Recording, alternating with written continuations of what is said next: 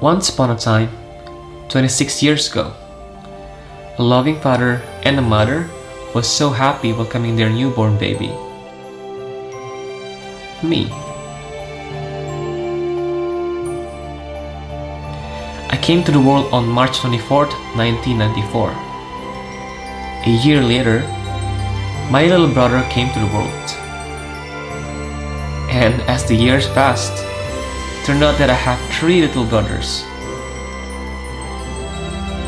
Since I was little, my parents used to tell me that I was a little bit different than the other kids around my age. They say I'm a creative kid. I like to draw, I like colors, I'm a curious person.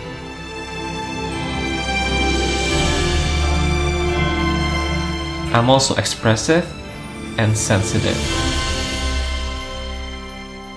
Being a sensitive kid wasn't that easy that time. There were times when I cried in front of my friends, or when I acted differently than other normal boys. My friends shouted some not really good words to me, and it hurt me. For years, I chose to stay inside and not hang out with kids around the neighborhood anymore. Turned out, it made me become more creative and more curious about the world. I like to read books with pictures. My favorite one is about the 7 world wonders. I was such a big dreamer, and I've always had this dream that when I grow older, I will visit all these magical places around the world.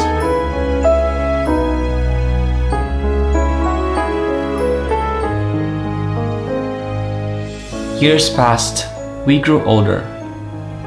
I was a senior high school student, and all of my brothers were in the school too. My mom and dad are my #1 inspiration.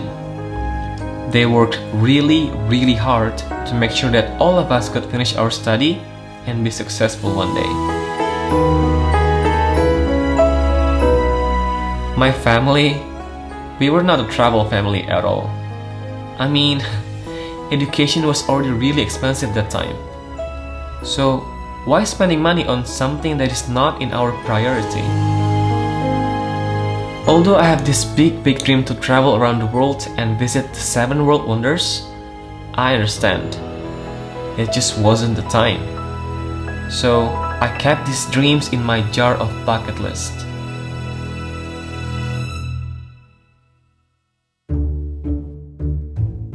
When I was in college, I met these 2 guys, Gita and Adam. I could say meeting Gita and Adam was a blessing. They are the friends that I could be open with, and it's just really comfortable and fun being around them.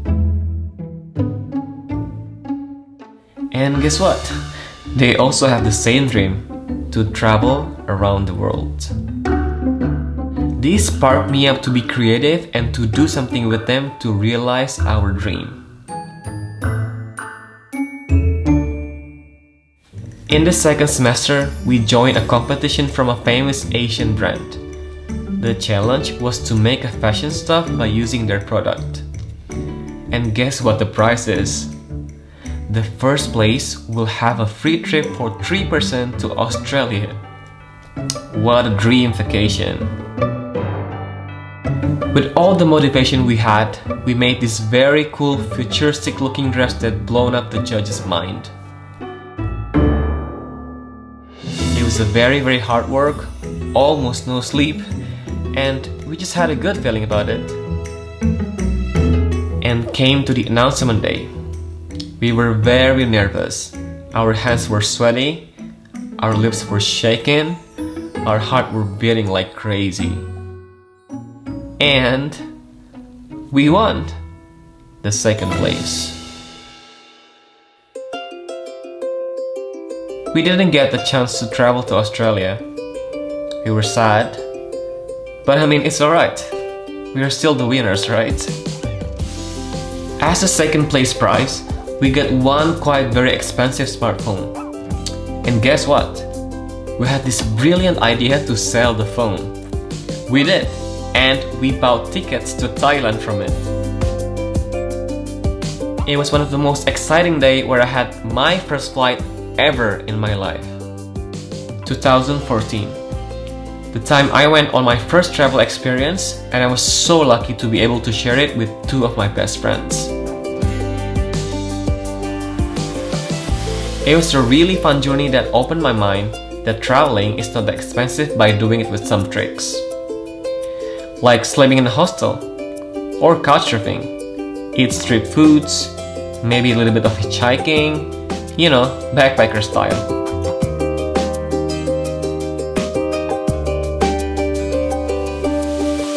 Summer 2014. With very small savings I get from freelance works, I went on this first backpacking trip to 5 Southeast Asia countries. With 3 of my college mates, we visited Singapore, Malaysia, Thailand, Cambodia, and Vietnam in 3 weeks. It wasn't a very easy journey. Sometimes we slept in random places like bus terminal, or train station, or mosque. We also hitchhiked, and you know, like a really raw backpacking style. But it was so fun, a type of adventurous journey I'm really into.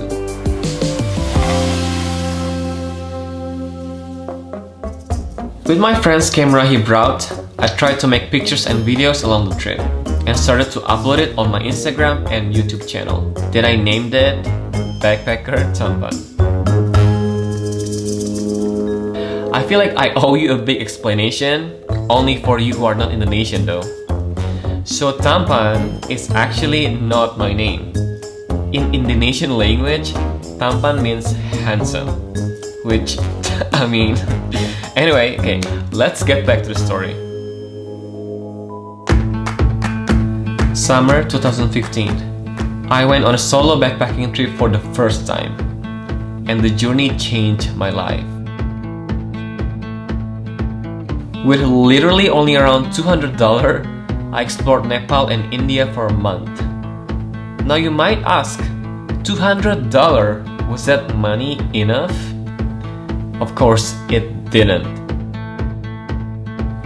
I wasn't expecting that I had to pay $40 for a trekking permit in Nepal, but I did it anyway.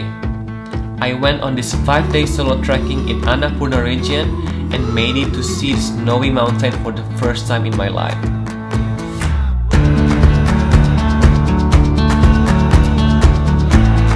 Although I got lost in the jungle one day and struggled so freaking much. It was literally like a movie scene where I have to find the way out of the dark, cold jungle in the Himalayan mountain.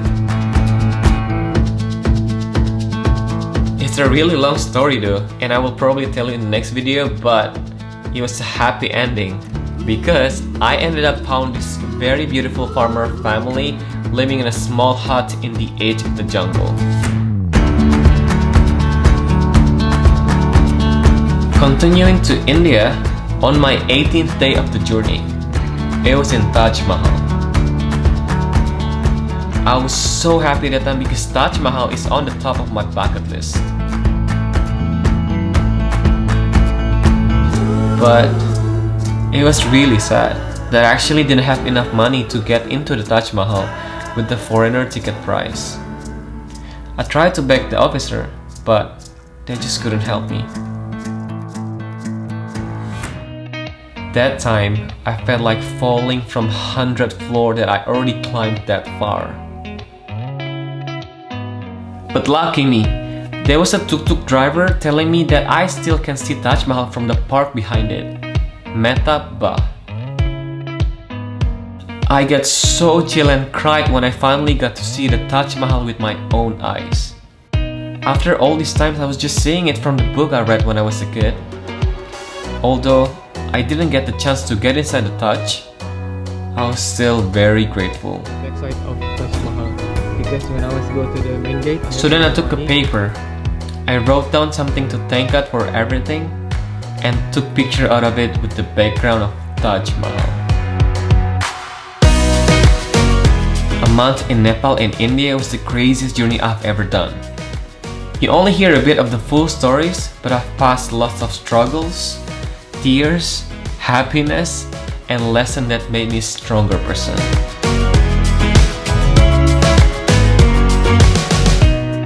I came home with amazing stories that I shared with my friends and family, and of course, my social medias. Time by time, my stories got attention and went viral. I started getting interviews from newspapers, magazines, and radios. And with that, I had the chance to work with one of the major book publishers in Indonesia to write my own book based on my life stories.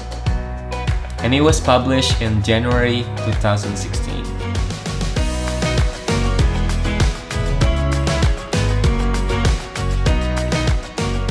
Sure, my social media started to grow. People loved every time I share about my travel stories, my travel pictures, and my travel videos.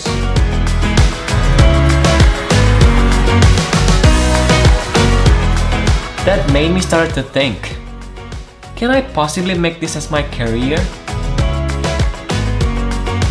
I kept thinking really deep, day by day, month by month, until I realized that it is impossible. The reality is, I was just a college student who stuck in software engineering major. My parents wanted me to study software engineering, and I was agreed on that, because I didn't know what my passion was. We thought that being an IT guy could lead me into success in the future. You know, working in a such high skyscraper with tidy expensive shirt, have a car, have my own house, and living the rich metropolitan life. After years I studied in that college, I realized that I hate coding so much. I hate this study. I wasn't growing at all. I felt stupid as hell. I wanted to quit. It was one of the hardest decisions of my life to quit, especially when I had to tell my parents about it. My dad, he wasn't happy at all. He said I was just giving up on something I haven't really tried hard for. He got a good point of view, but for me, if I want to grow and be successful, I need to do something I love, something I'm passionate about. Because without passion, nothing will do. January 2017. I dropped out college. I felt like a loser, but I know I need to move on. I wanted to prove to my family, and more for myself actually, that I can be successful in my own way. So I started looking out for a job. I applied for so many job fields: social media marketing, content writing, creative director, editor, and many more. Of course, 99% of them said no, mostly because my background study that I didn't finish was a software engineering.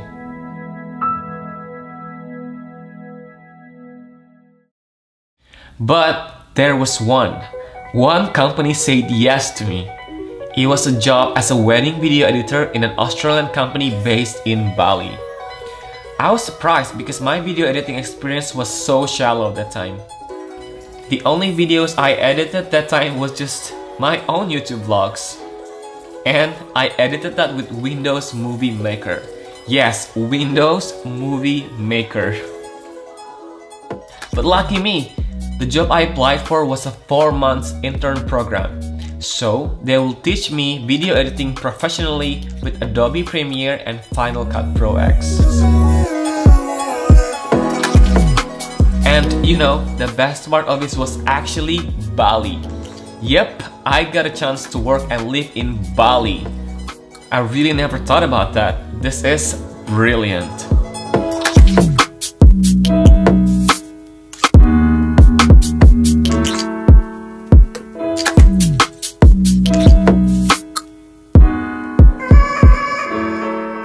But my dad wasn't happy about that. He said that I deserved to work in the big city, big company, not as a video editor in such a small infamous company. With all the optimism and trust, I flew to Bali in February 2017, leaving my family and best friends in Jakarta. With the other interns, I was living in a small dormitory behind the office. We got to learn how to edit with Adobe Premiere and FCPX every day for the first month, until we are ready to work on a real project. I didn't expect that editing wedding videos will be this fun, challenging, and just need a lot of hard work and creativity. It actually taught me so much, not just the editing technique, but more important is how to actually build a great story.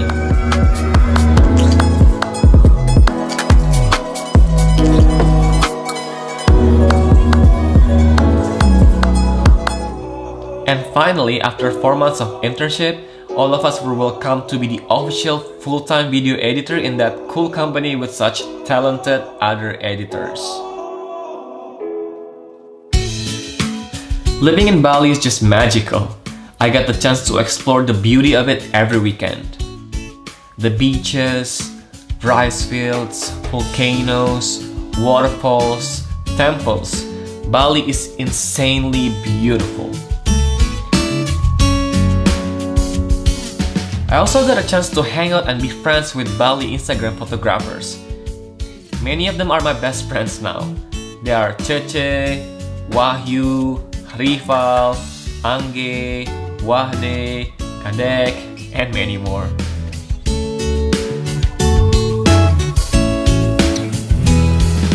With the savings I get from the quite good salary as a full-time video editor, I bought my first real camera. Well, before that year, I was just using my friend's camera, or my shitty phone, or a small action camera.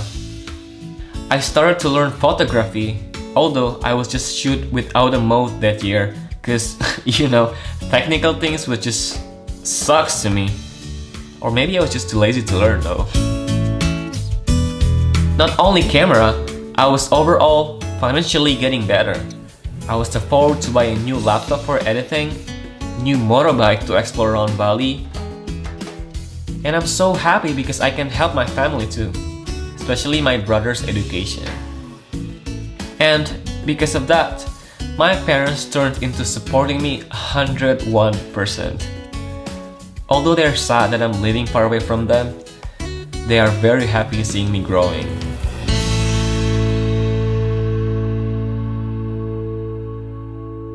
– 2018.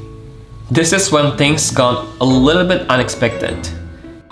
You all know Lost Vlog, right? One of the most successful travel vlogger in the world. He got more than 1.5 million subscribers now. I followed him on YouTube and Instagram since years ago. He's such an inspiration to so many people. When I see him, I see a young, passionate guy doing the best job in the world. Traveling and get paid. Who doesn't want that? It's a dream to everyone. On March 2018, I was taking a break in my office. A friend of me texted me, telling me that I should see Lost Blanc's Insta story. I was really curious and right away went on his Instagram. So, he was actually in Bali that time and was looking for a video editor to help him a little bit. I was like, nah, I'm not gonna apply. I mean, look at me. Do I deserve, like, whatever. I put my phone down, forgot about it, and got back to work. It's funny though that after hours I was trying to focus on my work, there was just something annoying stuck in my mind. Like a whisper. You should just try to apply for that Lost Blanc job. And out of the sudden I was like, okay bitch, I'll try. I messaged him on Instagram and honestly wasn't expecting anything back. But he freaking replied. I was really shocked. After he saw my pictures and videos, he was interested to hire me. He asked if I was looking for either full-time or part-time video editor job for him. Of course I said part-time, because I didn't want to lose my job in that wedding company. I remember that day, Saturday. I met Christian LeBlanc for the first time to do my job trial. I was nervous, so freaking much. I mean, it's Christian freaking LeBlanc, and I was just a skinny long-haired guy. We spent Saturday and Sunday working together, morning till the night, no kidding. He said that he liked the way I work and my personality. So, he offered if I want to be his full-time video editor. Like, what? I wasn't expecting that at all. I was scared, happy, honored, really anxious. And I said to him to give me a week to think about that. I even went home to Jakarta to meet my dad and ask his opinion about that. May 2018. I said goodbye to all my friends in that wedding company. It was a great 12 months of learning and growing in video editing. I was so proud that I can call myself now as Los LeBlanc's personal video editor. It seriously felt like a dream. Working with Christian gave me the chance to get to know his housemates that became my best friends. They are Cam and Kels from the US, Fred from Germany, Kyle and Annette from South Africa. It's like having a lovely new family. I spent most of my life in Canggu. That's where Christian's villa was. I was a little afraid before because Canggu does have different lifestyle than the area I lived. Canggu is internationally cool. The people are cool. You'll see more foreigners than locals. Good restaurants, nice villas, surfers, beach clubs, nightlife, and Canggu made me speak English all the time. I literally didn't speak my own language for months. Being around Canggu had led me to be a part of the community. I had the chance to meet some of my favorite photographers, filmmakers, and content creators that inspired me, that became my good friends now, like George Hannon, or Filippo Cesarini, Sasha and Josiah, and many more. It also brought me to meet one of my best friends. If you're following my story since a while, sure you'll know him, Ali Ofat. Quick summary about Ali. Iranian, super hairy, living in the US, was a software engineering until he quit his job in early 2018 and traveled around Asia. Ali was actually the one who taught me and made me really understand photography. You know, that ISO thing, f-stop, shutter speed, FPS, and all the technical things I didn't understand at all because I was just always shooting with auto mode before. Time by time, I learned a lot more about photography and videography. My content got better, and my Instagram and YouTube channel was growing faster than before. It made brands starting to notice me and offered me small campaigns job to make photo, video, and to promote the brand. I could handle these campaigns while working with Christian though. These were the extra jobs I could do in the weekends. Until September 2018. I jumped out of my bed because I got an email from the Tourism Board of Indonesia. They were offering if I was able to go on a trip with them to 5 destinations around Indonesia and make photo and video. I was super excited, but also afraid of Christian. These trips are not like the weekend trips I always do. This will take 5 to 7 days per destination. So yeah, wasn't sure what action I should take. Until I decided to just tell Christian that working with Indonesian Tourism Board is one of my biggest dreams as a travel content creator. From the 5 destinations they offered, I only chose 2 to join, and asked Christian if he would let me go. I would work extra on the weekends to pay my time off. And so he said yes. I was so happy that I went to Borneo to see the life of orangutan, and explored the beautiful Weh Island in the edge of Indonesia. To take photos and videos to promote the tourism of Indonesia. Wonderful Indonesia.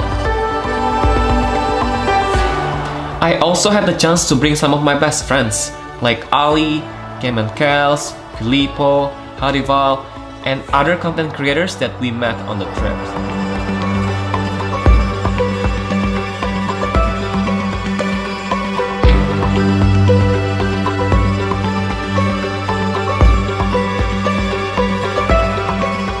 After the trip was over, I went back to normal life, working 9 to 5. I started losing my focus a little bit and kept on daydreaming. What a dream job to keep traveling, make photos and films, and share it to inspire the world.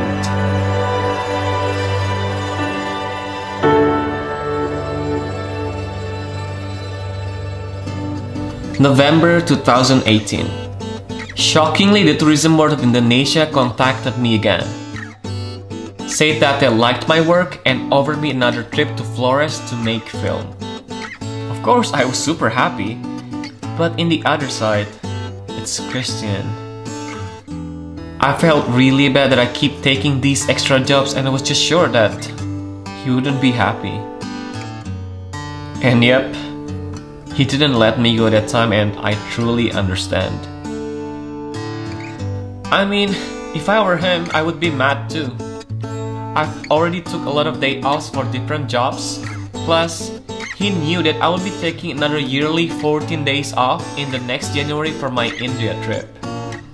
I was really anxious. I might lose my job because of this. But with all the optimism and desire, I talked to Christian again about Flores. I say, the Flores job is a big opportunity for me to learn and grow. This is also not only helping me financially, but my family in Jakarta. He knew that I used to send money to my family every month. He also knew that my brother was in college at that time and the education in Jakarta is not cheap. With that, he ended up letting me go to Flores. Of course, with the usual terms and conditions, that I will pay my time off and work during the weekends.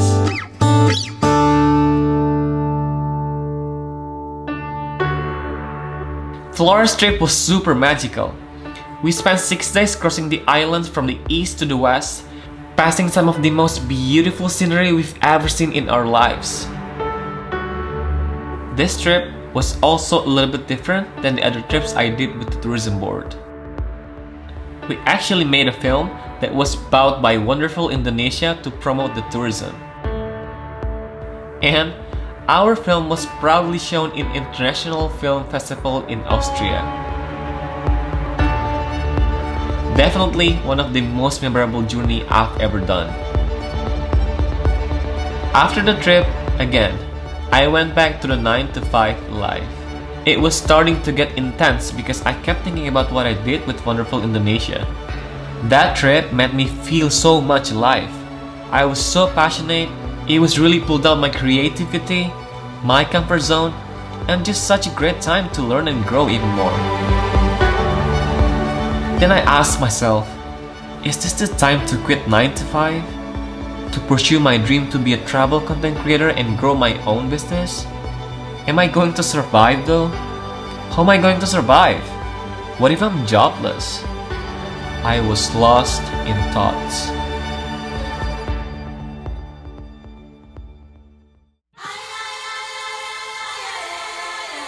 5th of January 2019. The day I was really looking to. I took the yearly 14 days off and went to India.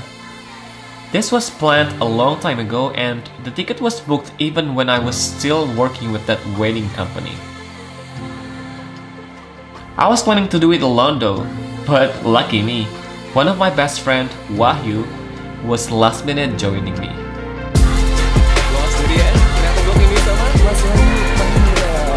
I went back to meet my Indian friends that I met in my first solo backpacking trip in 2015. Some of them got married already and have child. I was just so happy to meet these guys again. They're like my Indian family.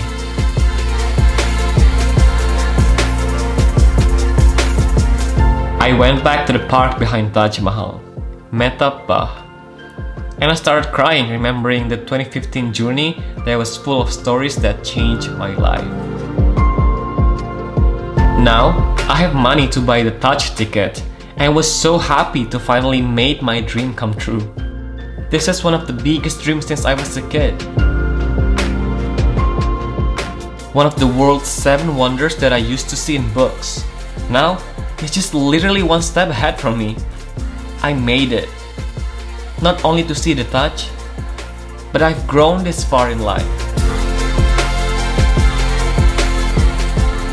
On the 10th day of our trip, Wahyu flew back home, and I continued the journey with one of my best friends, Ali, that hairy Iranian guy.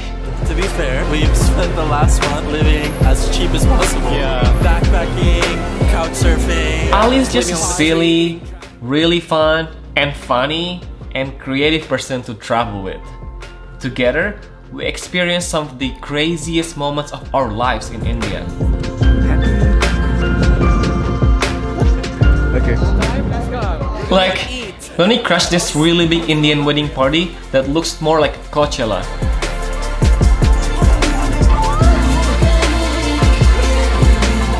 Or on his birthday, January 19th. When we tried to hitchhike back to the city after shooting, and we ended up kidnapped by 4 drunk Indians and were chased by the police. It was super thrilling, yet so funny. I'm gonna die on my birthday. I'm gonna die on my birthday. These experiences made me feel so much alive. I feel young, I feel brave, I feel inspired. I didn't want this to be over yet. I wasn't ready to fly back to Bali and get back to the 9 to 5 life.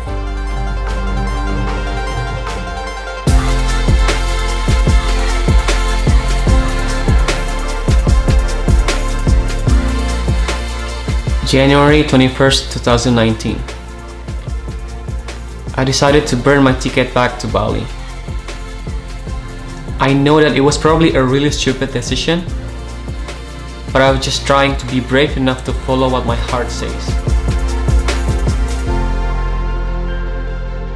I called Christian and said I quit. He was so disappointed, and I truly understand. In the other side, he was also happy to see me growing. I have learned more than enough with Christian, and I know that I need to grow even bigger in the next chapter of my career. Christian taught me a lot and inspired me so much. Quitting the job was really scary, was very risky. After quitting, I kept asking myself, am I going to survive?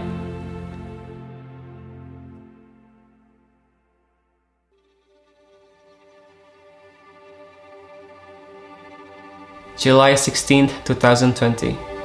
It's actually today.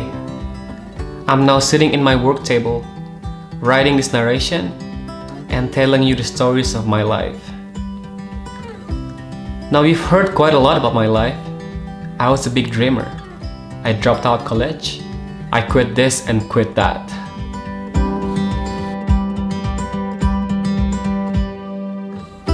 You can say I've changed my life direction a lot. But I realized that I did that to take the chances, to face the risk, to learn something new and keep on growing. If I didn't take the chances, I will not make it this far to where I am now. I've been blessed to have so many experiences and travel stories from around the world. After I decided to completely quit the 9 to 5 job, the Tourism Board of Indonesia contacted me again to make another film in Java and Bali. And not only Indonesia, I've been also blessed to fly to Malaysia and to Jordan to film with their tourism boards. I went on a luxury safari adventure in Sri Lanka, took a dream cruise ship from Hong Kong to Singapore. I got the chance to publish my second book. I explored more of world's 7 wonders that were once just a dream to me.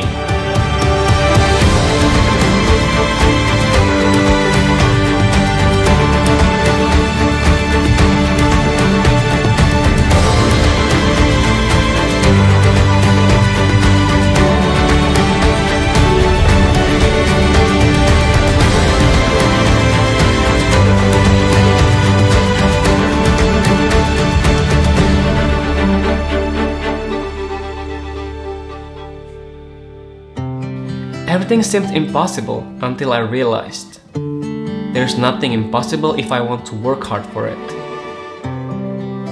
To follow my passion, to take risks and chances. I'm really happy now to officially be able to call this the best job in the world. Hobi yang dibayar. That's what Indonesians say. I've traveled 100,000 miles and made it this far. I'm not sure what's next. Maybe 1,000,000 miles of new adventures?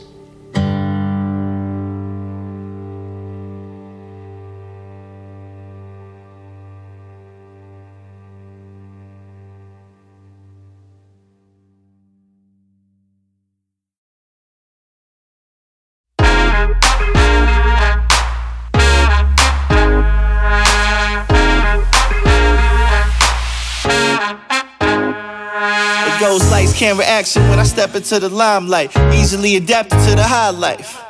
Dressed to impress like it's prom night. And when you live in top shelf, you know you gotta set the bar high. Had the same dreams since we was kids. Big trips, big cars, and even bigger cribs. Never thought that it would happen just the way it did. Fast forward that now, it's just the way we live. That's good food and drinks, my mood makes you think that this life's made for a king.